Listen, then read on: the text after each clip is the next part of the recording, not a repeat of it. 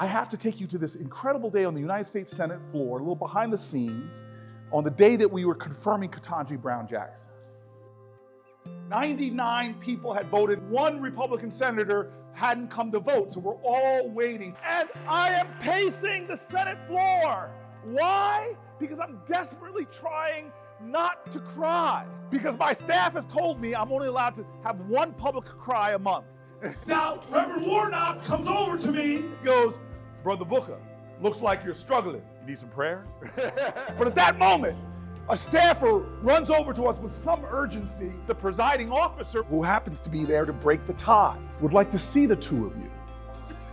The presiding officer is Kamala Harris. And she smiles at us and she goes, fellas, this is such a historic moment. I want you to write a letter to a little girl somewhere and tell them how meaningful this moment in history is. And then she opens her little leather book, and there are only two pieces of her stationery left there, with her seal, the vice presidential seal, and her name, Kamala Harris, on the top. And I'm thinking about, who do I write this letter to? And a week goes by, I still have this blank stationery. And then suddenly, I realized that what Kamala Harris was asking me was bigger than this vaunted piece of paper. You see, every single one of us in this room are here because our ancestors wrote their letter. They didn't use pen and paper. They didn't use ink. They used their sweat. They used their tears at times. They used their blood. They wrote their letter. Kamala said, it's your turn now. You're on history's stage for such a brief moment before your light goes out. Write your letter.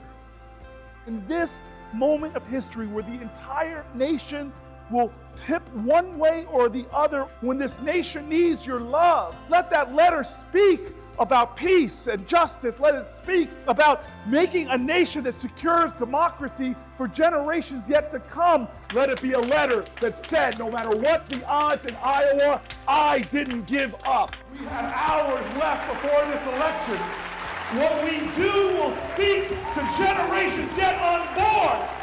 It's time for us to know we're called in this moment to write our letter. And let's write it about reproductive freedom.